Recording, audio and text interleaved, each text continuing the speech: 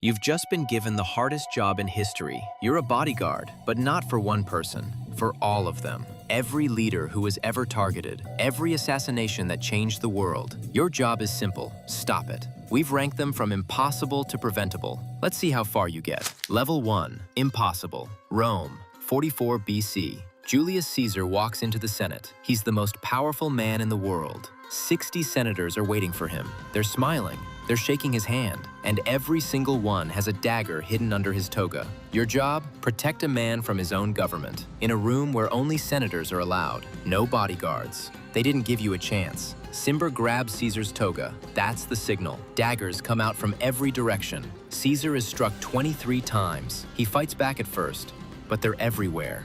Then he sees Brutus, his ally, his friend, with a blade. Caesar looks at him and says the words that echo for 2,000 years. You too, Brutus? Could you have stopped 60 armed men in a closed room where you weren't even allowed to enter? No, nobody could. That's why they chose the Senate. Level 2, near impossible. Dallas, Texas, November 22nd, 1963. President John F. Kennedy is riding through Dealey Plaza in an open-top convertible. The motorcade route was published in the Dallas newspapers days before. The Secret Service agents were not riding on the presidential car. They were in the follow-up vehicle behind. And 250 feet away, on the 6th floor of a book warehouse, a man with a rifle is waiting by an open window. At 12:30 p.m., shots rang out across the plaza. Kennedy was hit. The Secret Service agent in the follow-up car, Clint Hill, sprinted forward and threw himself onto the trunk, but it was already too late. The whole thing lasted 6 seconds. 6 seconds. Could you have stopped it? Only if you'd done the one thing nobody did: put a roof on that car and secured every window within 500 yards. In 6 seconds, a president was gone, a country changed, and 1,000 conspiracy theories were born. Level 3, bad luck. Sarajevo, June 28, 1914.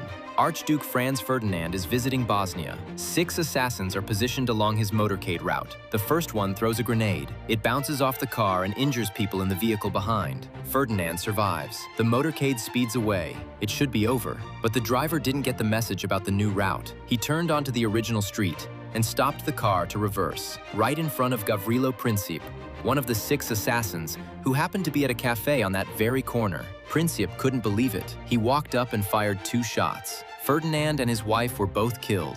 That wrong turn started World War I. 17 million people died because a driver didn't get the memo. Level 4, should have been stopped. Washington, D.C., April 14, 1865. President Abraham Lincoln is watching a comedy at Ford's Theater.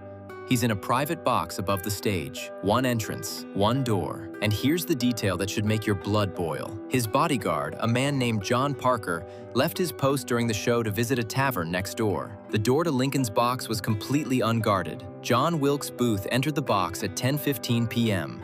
He fired a single Derringer shot into the back of Lincoln's head. Then, he leaped from the box to the stage and escaped through the back. The whole thing took seconds. If Parker had stayed at his post, 1 man, 1 chair, 1 door, Lincoln might have lived. This is the assassination that was easiest to stop, and nobody tried. Level 5, survivable. Washington, D.C., March 30th, 1981. President Reagan just finished a speech at the Washington Hilton. He walks out a side exit toward his limousine. The crowd is small. The perimeter is tight. Everything looks fine. Then, a 25-year-old named John Hinckley pulls out a revolver and fires all 6 shots in under 2 seconds. 6 bullets in under 2 seconds. 3 people went down: a police officer, a Secret Service agent, and Press Secretary James Brady. The 6th bullet ricocheted off the limousine and hit Reagan under his left arm, breaking a rib and puncturing his lung. Agents shoved Reagan into the car and raced to the hospital. He lost more than half his blood, but he survived. And as they wheeled him into surgery, he looked at the doctors and said, "I hope you're all Republicans." Could you have stopped it? Yes. If you'd spotted Hinckley 30 seconds earlier. The difference between life and death was one agent's instinct. Level 6, preventable. Butler, Pennsylvania, July 13, 2024. A political rally in an open field. Thousands of people. And 150 yards away, a 20-year-old with a rifle on a rooftop that should have been secured but wasn't. Rallygoers spotted the gunman minutes before the shots. They pointed, they shouted, they told police, and nothing happened. Shots were fired. A bullet grazed the former president's ear.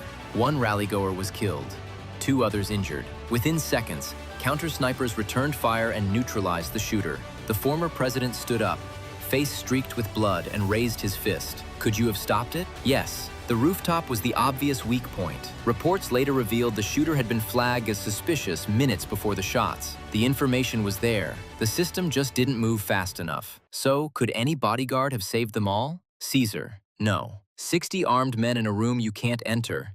That's not an assassination. That's an execution. JFK. Almost impossible. 6 seconds. An open car, a sniper 250 feet up. You'd need to change the car, the route, and the window policy. Ferdinand. Maybe. Cancel the visit, change the route, or just tell the driver. Lincoln. Absolutely. One man, one chair, one door. Sit down and don't move. Reagan. Yes, with faster instincts. Spot the one person who isn't moving in a moving crowd. Trump. Yes. Secure the rooftop. Listen when the crowd screams. The pattern is always the same. The information was there. The weak point was visible. Somebody just didn't act fast enough. That's the job. Not to be stronger than the threat, just to be faster than the failure. If you survived all 6 levels, congratulations. Most real bodyguards don't get that luxury. Hit subscribe. Next time, we're putting you somewhere even worse. See you there.